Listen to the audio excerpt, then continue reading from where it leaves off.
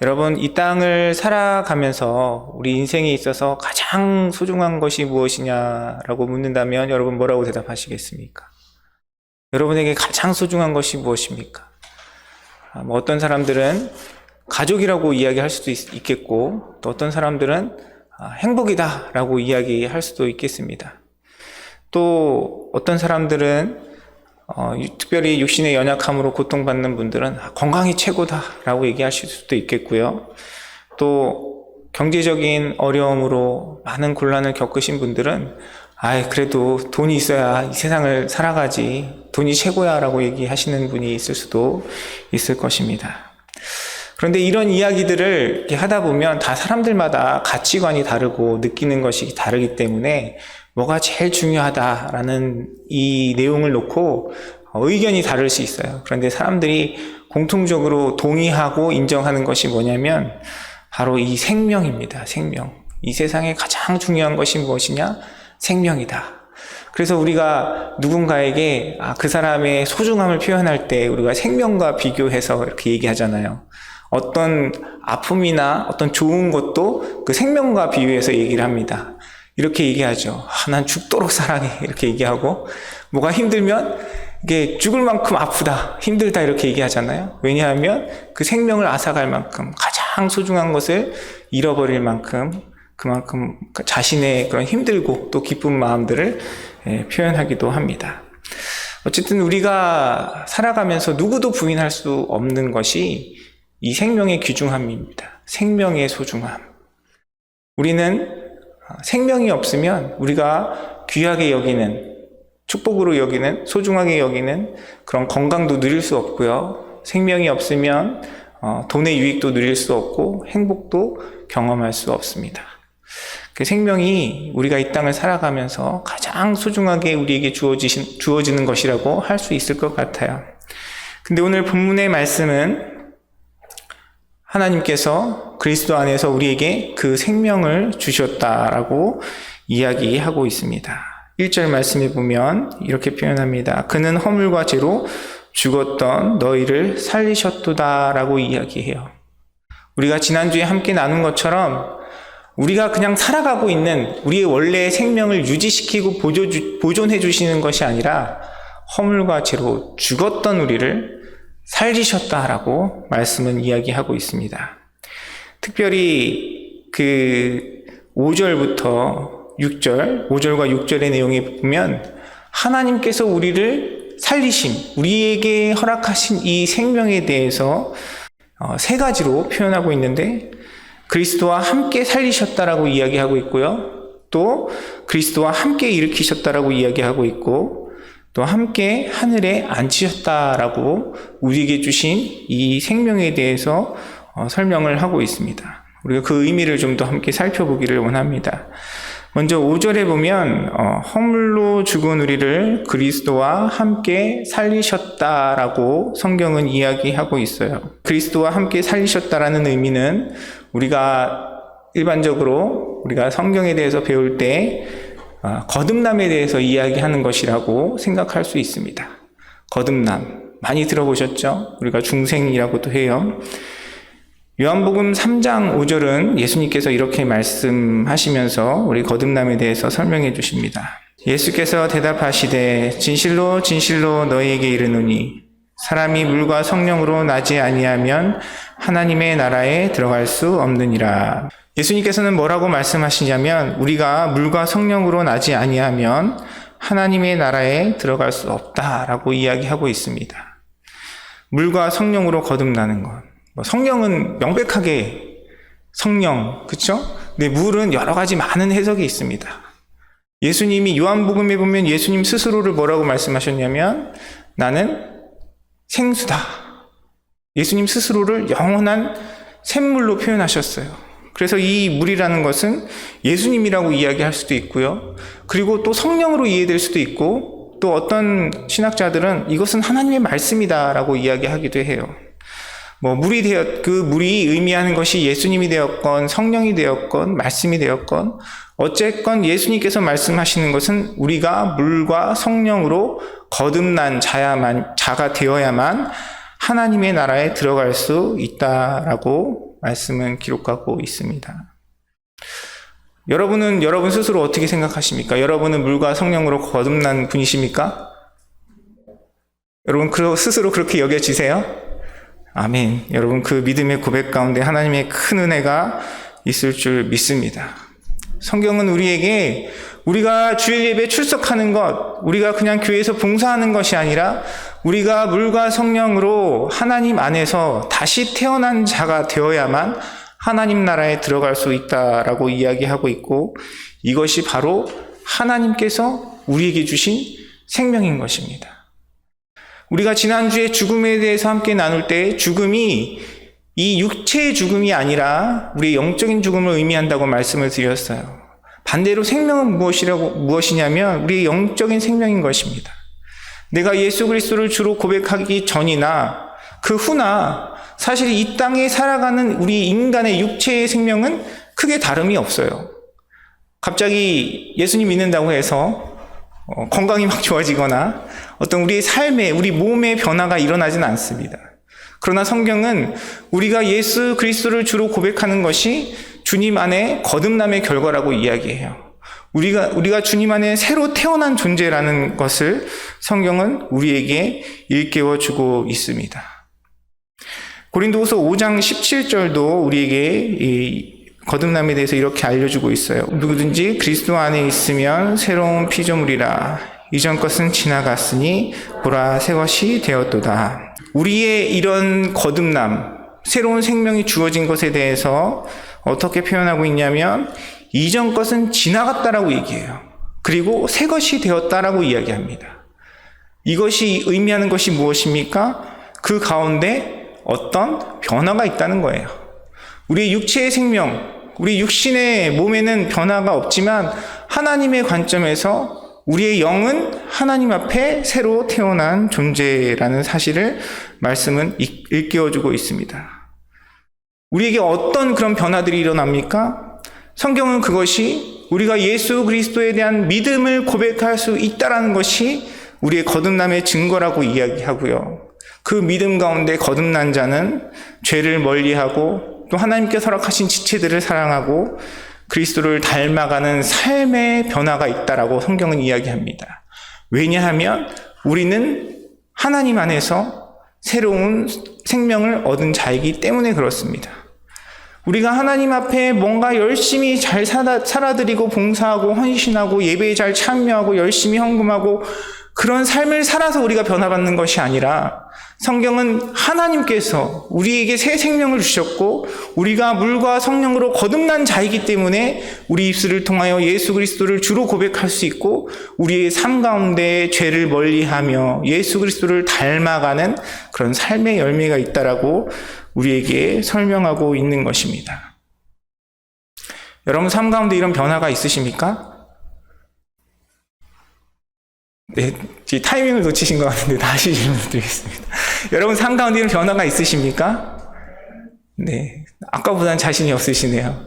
여러분 거듭난 자이십니까? 물었을 때 아멘이라고 대답하셨으면 여러분 이 변화에 대해서도 아멘이라고 이야기할 수 있어야 해요. 왜냐하면 그것은 거듭나면 자연스럽게 이런 변화가 우리 가운데 있기 때문입니다. 우리가 예배 자리에 나온 것이 하나님 앞에 우리가 거듭난 자라는 사실을 증명해 주는 것일 수도 있어요. 내가 거듭난 자가 아닌데 뭐하러 이렇게 재밌지도 않은 설교를 들으러 또 지루한 예배 시간에 참석하겠습니까?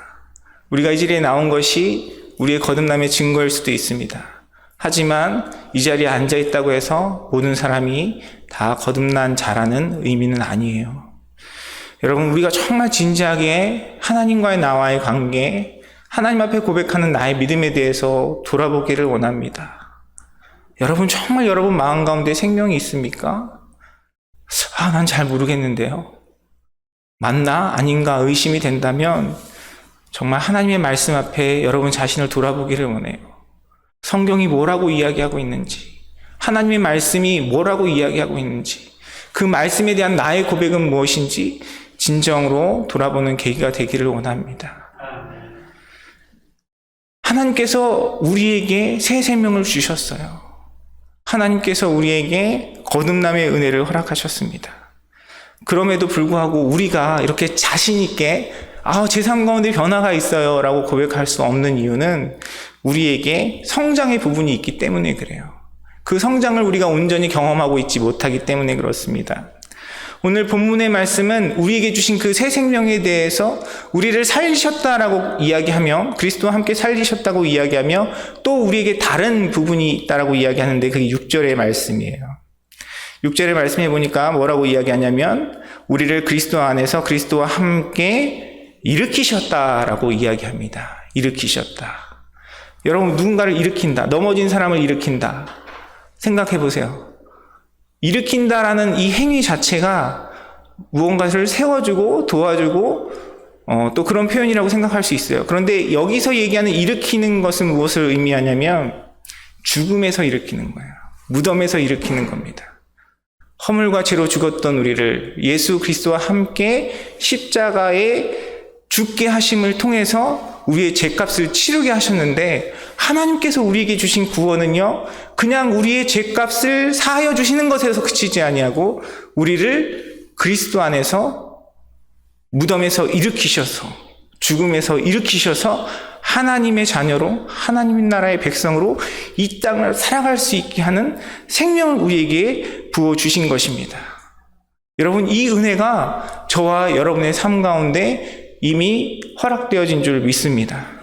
우리가 예수님을 믿는다라고 고백하는 것, 나는 구원받았습니다 라고 고백하는 것은 단순히 나의 죄가 사해졌다는 것뿐만 아니라 지금 이 시간 우리의 삶 가운데 우리를 일으키신 하나님의 은혜가 성령의 능력 가운데 우리와 함께 동행하고 있다는 것을 의미해요. 우리는 구원에 대해서 조금 편파적으로 오해하는 경향이 있어요. 여러분에게 구원, 내가 구원받았습니다. 내가 예수님을 믿는 믿음으로 구원받았습니다 라는 의미가 어떤 의미인지 모르겠어요. 많은 경우에는 우리가 받은 구원이 단지 죄사함의 의미에만 묶여 있을 때가 있어요. 주님, 제가 죄인입니다. 제가 하나님의 은혜가 없으면 죽을 수밖에 없는 죄인이에요. 주님께서 나의 죄를 사하여 주신 것을 믿습니다. 그것이 하나님께서 우리에게 베풀어 주신 구원의 큰 은혜예요. 하지만 그것이 전부가 아닙니다. 하나님의 구원은 내가 지은 나의 죄됨을 구원해 주신 그 의미에만 멈춰 있는 것이 아니에요. 또 어떤 분들은 이 구원에 대해서 하나님께서 주시는 우리의 그 생명, 영생에 대해서 미래적인 차원에서만 생각하시는 분들이 있어요. 지금은 내가 이 땅 가운데 육신의 몸을 입고 살아가니까 살아있다고 생각을 해요. 생명이 있다고 생각을 합니다. 그런데 내가 죽었을 때 아니면 예수님께서 재림하실 때 이 세상이 끝날 때 우리에게 그 영생, 생명이 주어지는 게 아니라 이미 하나님의 영생은 우리를 일으키신 그 하나님의 은혜 가운데 우리의 삶 가운데 함께하고 있다는 것을 여러분 믿으시기 바랍니다. 말이 너무 어렵죠? 제가 다시 설명을 드릴게요. 우리를 하나님께서 일으키셨기 때문에 그것이 우리 가운데 실제적으로 우리의 매일의 삶 가운데 그 생명의 능력이 역사하고 우리를 이끌어간다는 사실을 우리가 깨닫기를 원합니다. 로마서 6장 11절에서 13절까지의 말씀에 보면 이런 말씀이 기록되어 있어요. 이와 같이 너희도 너희 자신을 죄에 대하여는 죽은 자요 그리스도 예수 안에서 하나님께 대하여는 살아있는 자로 여길지어다. 그러므로 너희는 죄가 너희 죽을 몸을 지배하지 못하게 하여 몸의 사욕에 순종하지 말고 또한 너희 지체를 불의의 무기로 죄에게 내어주지 말고 오직 너희 자신을 죽은 자 가운데서 다시 살아난 자 같이 하나님께 드리며 너희 지체를 의의 무기로 하나님께 드리라. 로마서 6장 11절에서 12절에서 이야기하고 있는 내용의 말씀은 먼저 하나님께서 우리를 살리셨다. 우리가 하나님 안에 살아있는 자라는 사실에 대해서 알라라고 이야기하고 있어요. 그리고 그 하나님 안에 살아있는 것을 통해서 우리에게 이루어지는 것이 무엇이냐? 그것이 12절과 13절에 설명되어 있는데 너희는 죄가 너희 죽을 몸을 지배하지 못하게 하라고 이야기하고 있고 몸의 사욕에 순종하지 말라라고 이야기합니다. 왜냐하면 하나님께서 우리를 살리셨기 때문입니다. 그리고 13절에 너희의 지체를 불의의 무기로 죄에게 내어주지 말고 오직 너희 자신을 죽은 자 가운데서 다시 살아난 자 같이 하나님께 드리며 너희 지체를 의의 무기로 하나님께 드리라 라고 이야기합니다. 왜냐하면 하나님께서 우리에게 생명을 주셨고 우리를 살리셨기 때문입니다. 우리를 그리스도 안에서 함께 일으키신 그 하나님께서 허락하신 생명 때문에 우리는 어떤 모습이 우리 가운데 있냐면 우리는 여전히 연약한 육체 가운데 살아가지만 이 육체 속에서도 우리의 몸을 죄의 무기로 내어주지 아니하고 하나님 앞에 하나님의 도구로 우리의 삶을 내어드리며 불의와 싸워서 하나님의 뜻에 순종하는 삶을 살아가는 그런 은혜가 우리 가운데 부어지는 것입니다. 우리는 죄에 대해서 그렇게 많이 합리화해요. 우리가 살아가면서 많이 이렇게 부딪히는 죄의 문제들이 있잖아요. 근데 그 죄의 문제 앞에서 어떻게 이야기합니까? 이렇게 안 사는 사람이 어디 있어? 누가 이렇게 다 하나님 앞에 다 정직하게 살아가? 이 정도는 다 적당히 거짓말하고 속이고 또 누군가의 관계 속에서 이렇게 미워하고 힘든 사람들이 있잖아요. 그 상황 속에서 우리는 자꾸 이렇게 합리화합니다. 이 상황 속에서 이렇게 화 안 내고 이렇게 미워하지 않을 사람이 어디 있어? 우리는 자꾸 합리화를 해요. 그러나 성경은 무엇이라고 얘기합니까? 우리는 거듭난 존재이고 그리스도 안에서 함께 일으키심을 받은 존재라고 이야기해요. 우리에게 예수 그리스도의 은혜와 그 새 생명이 없을 때에는 세상 사람들과 똑같이 세상 사람들과 같은 모습으로 살아갈 수밖에 없습니다. 그러나 성경은 뭐라고 얘기하냐면 우리에게 새 생명이 있다고 해요. 하나님께서 주신 새 생명. 그래서 나는 연약하고 나는 부족하고 나는 미워할 수밖에 없고 나는 죄를 지을 수밖에 없지만 우리 가운데 있는 그 그리스도의 새 생명으로 인하여 우리의 삶이 예수 그리스도를 닮아가는 은혜를 경험할 수 있다라고 성경은 우리에게 깨우쳐주고 있는 것입니다. 우리 세번역 성경으로 로마서 방금 읽었던 6장 11절의 말씀을 다시 한번 보기를 원해요. 이와 같이 여러분도 죄에 대해서는 죽은 사람이요 하나님을 위해서는 그리스도 예수 안에서 살고 있는 사람이라는 것을 알아야 합니다. 여기 뭐라고 말씀이 마무리하고 있습니까? 뭘 해야 된다고요? 우리가 알아야 한다라고 얘기해요. 알아야 한다. 이 아는 것이 바로 우리가 이 새 생명을 누리고 경험하는 삶의 첫걸음입니다. 우리는 이 땅을 살아가면서 우리 육체 가운데 우리 연약함, 우리 마음 가운데 죄악들, 미움과 분노와 교만들 그냥 당연한 것으로 받아들일 때가 많이 있어요. 하지만 성경은 우리에게 분명히 이야기합니다. 우리에게 그 모든 것을 이기고 다스릴 수 있는 새 생명이 주어졌다라고 성경은 이야기해요. 하나님께서 성령의 능력 가운데 우리와 함께 하신다라고 이야기합니다. 그러면 그 새 생명이 있는 우리는 무엇을 해야 되겠습니까? 그 새 생명으로 우리 육체의 연약함과 죄악 가운데 싸워야 해요. 왜냐하면 전에는 그 새 생명이 없을 때에는 당연히 넘어지고 쓰러지고 미워할 수밖에 없고 교만할 수밖에 없고 정죄할 수밖에 없고 죄를 지을 수밖에 없는 우리의 모습이지만 지금은 우리 가운데 그 새 생명이 있기 때문에 예수 그리스도의 생명이 있기 때문에 성령의 능력이 있기 때문에 그것들을 싸워 이길 수 있는 힘과 능력이 우리 가운데 있는 것입니다. 13절의 말씀, 로마서 6장 13절의 말씀, 이렇게 세번역 성경으로 다시 한번 우리가 함께 읽겠습니다. 그러므로 여러분은 여러분의 지체를 죄에 내맡겨서 불의의 연장이 되게 하지 마십시오. 오히려 여러분은 죽은 사람들 가운데서 살아난 사람답게 여러분을 하나님께 바치고 여러분의 지체를 의의 연장으로 하나님께 바치십시오. 하나님께서 우리에게 주신 그 새 생명 때문에 우리에게 말씀하시는 거예요. 우리가 함께 봉독한 개역 성경에는 그것이 무기라고 표현되어 있는데 세번역에 보니까 연장으로 되어 있죠. 연장이 무슨 뜻입니까? 도구가 되는 거죠. 도구. 하나님께서는 우리 안에 있는 그 새 생명을 통하여 하나님의 뜻과 하나님의 의와 하나님의 선을 이루어 가시는 예수 그리스도를 닮아가는 도구로 우리의 몸을 사용하시는 것이에요. 이것이 왜 가능하냐면 우리 안에 새 생명이 있기 때문에 그렇습니다. 그리스도 안에서 하나님께서 우리를 함께 일으키셨기 때문에, 그 생명 때문에 우리는 예수님을 닮아 원수까지도 사랑할 수 있는 그 사랑의 마음을 품을 수 있는 거예요. 그것이 나로부터 시작되는 것이 아니라 바로 하나님께서 그리스도 안에서 우리에게 주신 그 새 생명 때문인 줄 믿습니다. 사랑하는 성도 여러분, 우리가 이것을 깨닫기 원해요. 우리가 이것을 알아가기를 원합니다. 우리가 이 땅 가운데 해야 할 많은 삶의 모습들이 있어요.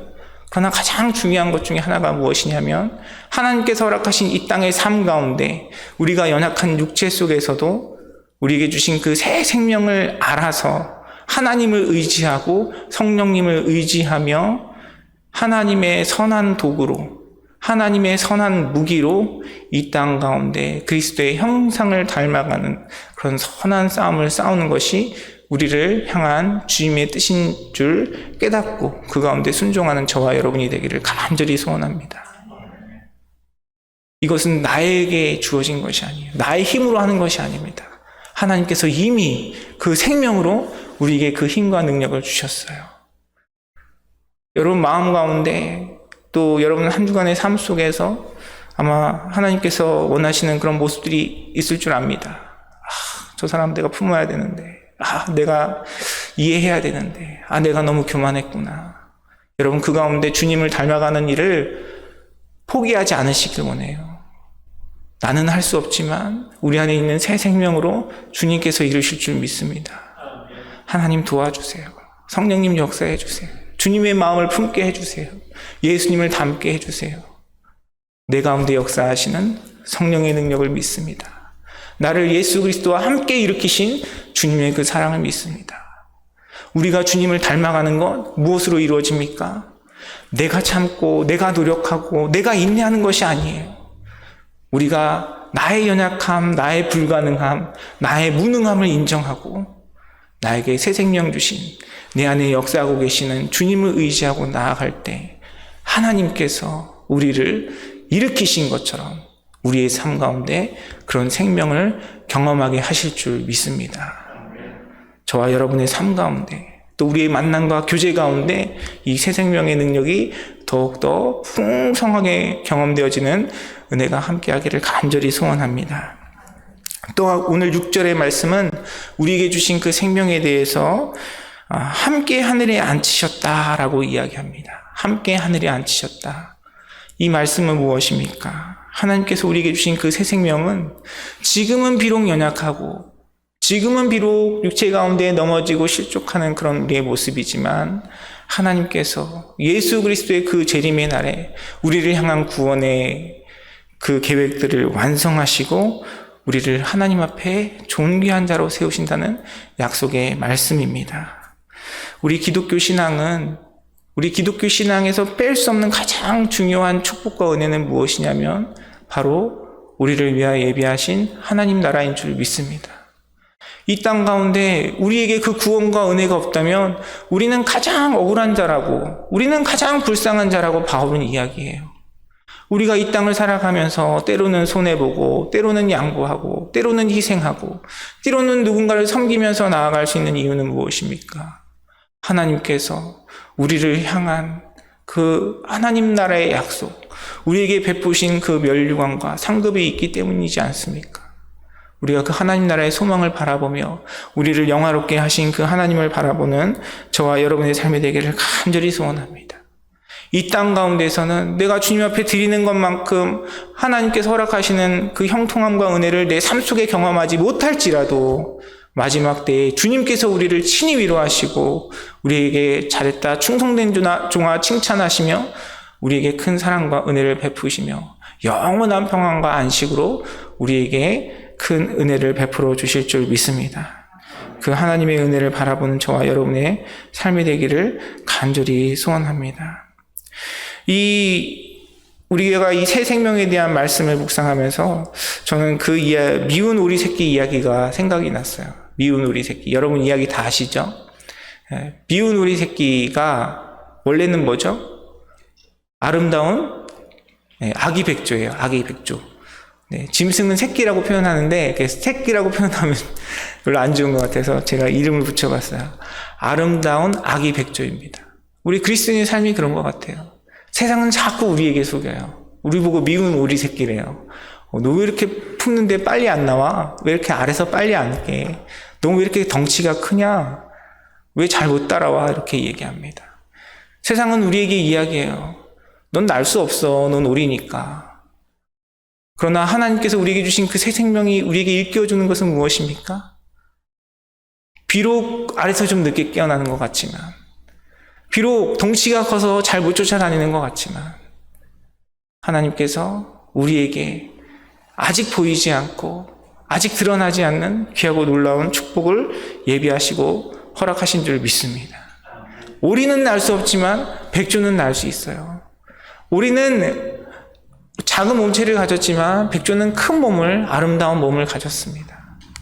하나님께서 우리에게 주신 이 새 생명 때문에 우리가 이 땅 가운데 이 세상의 기준으로, 세상의 가치로, 세상의 풍속 속에서 때로는 좀 연약하고 부족하고 그런 모습이라 할지라도 우리에게 허락하신 그 하나님의 새 생명으로 우리에게 부어주시는 크고 놀라운 사랑이, 그 은혜와 축복이 우리 가운데 예비된 줄 믿습니다.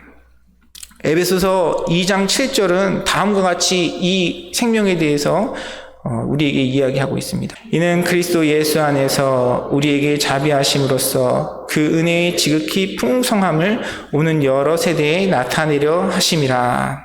이 표현을 보면 나타낸다라는 것이 주된 동사인데 그 의미를 생각하면 나타내는 것 자체가 중요한 것이 아니라 하나님의 은혜의 지극히 풍성함이 우리에게 베풀어 주신 그 생명을 통해서 우리에게 나타난다는 의미입니다. 다시 말하면 하나님께서 우리에게 베풀어 주신 풍성한 은혜가 우리에게 허락하신 이 새 생명으로 우리에게 부어졌다라고 이야기하고 있는 것입니다. 하나님께서 주시는 많은 은혜들이 있죠. 우리의 삶을 지키시고 인도하시고 보호하시고 우리의 삶 가운데 베푸시는 많은 은혜들이 있지만 그 은혜가 가장 크고 놀랍게 나타나는 것이 무엇이냐면 바로 우리에게 부어진 이 새 생명인 줄 믿습니다. 하나님 안에서 우리가 거듭난 자이고 하나님 안에서 우리가 함께 일으킴을 받아서 주님을 닮아갈 수 있는 은혜가 우리 가운데 있고 또한 우리에게 예비하신 하나님 나라의 영원한 축복과 은혜와 안식이 우리를 향한 하나님의 가장 온전한 사랑과 은혜와 또 자비하심인 줄 믿습니다. 그 은혜를 바라보는 저와 여러분의 삶이 되기를 간절히 소원합니다. 우리가 하나님 안에 하나님께서 주신 새 생명으로 주님을 닮아가고 사랑하고 품고 더욱더 거룩한 성결된 삶을 살아드려야 된다라는 이야기를 하면 여러분 마음 가운데 어떤 마음이 생기십니까? 부담감이 느껴지지 않으세요? 부담감? 어떻게 그걸 다 사랑하고 다 품어? 내가 어떻게 예수님을 닮아가? 그런데 오늘 에베소서 말씀에 기록되어 있는 이 말씀에 있어서 주체가 무엇이냐면, 주어가 무엇이냐면 우리가 아니에요. 우리 보고 하나님께서 야, 너 새 생명이 있으니까 그렇게 살아라고 명령하지 않으세요. 주어가 무엇이냐면 하나님입니다. 하나님.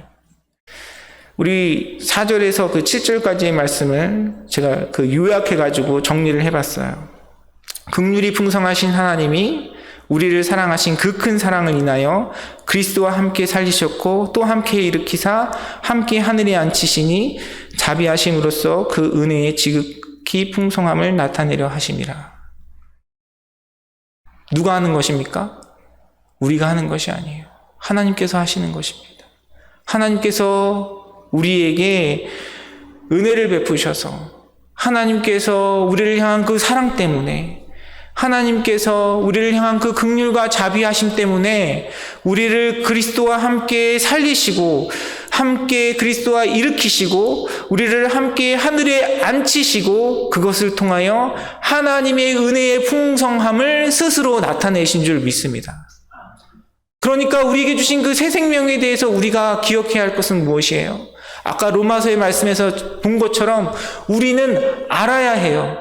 우리는 알면 됩니다. 우리는 깨달으면 돼요. 우리에게 허락하신 하나님의 사랑과 은혜가 얼마나 크고 놀라운 것인지, 하나님께서 우리 인생 가운데 부어주신 그 새 생명이 얼마나 귀하고 존귀한 것인지 깨닫고 바라보고 우리에게 그 사랑을 부어주신 하나님을 바라보면 우리를 일으키시는 분은 누구십니까? 하나님이세요. 우리를 예수 그리스도와 함께 하늘에 앉히시는 분은 누구십니까? 하나님이신 거예요. 우리를 예수 그리스도와 함께 살리신 그 하나님께서 우리의 삶 가운데 주님의 그 선한 일들을, 그 계획들을, 축복들을 이루어 가시는 줄 믿습니다. 사랑하는 성도 여러분, 우리가 이 사실을 온전히 깨닫고 믿음으로 주님 앞에 나아가는 저와 여러분의 삶이 되기를 간절히 소원합니다. 미운 우리 새끼와 같이 지금 세상의 그런 기준과 환경 속에서 때로는 우리가 구박받고 때로는 우리가 소외된 것 같고 때로는 우리가 뒤떨어지는 것 같지만 우리를 향한 그 생명 때문에 우리에게 허락하신 그 은혜와 사랑 때문에 우리를 위해 예비하신 주님의 그 놀라운 축복과 은혜를 바라보며 주님 앞에 온전한 감사와 소망을 품고 또한 우리 가운데 역사하실 그 하나님의 은혜에 대한 기대를 품고 주님 앞에 온전한 감사와 찬양을 올려드리며 영광으로 살아가는 저와 여러분의 삶이 되기를 주님의 이름으로 축원합니다. 이것이 무엇을 통해 이루어집니까? 제가 지난주에도 말씀드렸어요. 2장의 말씀은 1장 끝부분과 연결이 돼요. 무엇을 통해 이루어지냐면 하나님께서 세우신 교회를 통해 이루어집니다. 교회를 충만하게 하신 그리스도의 충만이 우리를 죽음에서 생명으로 옮기신 하나님의 사랑과 은혜와 하나님의 축복을 통하여 우리에게 부어지는 것입니다. 저와 여러분의 삶 가운데, 특별히 우리 임마누엘 선교교회 가운데 이 은혜와 사랑이 더욱더 풍성하게 경험되어지기를 간절히 소원합니다.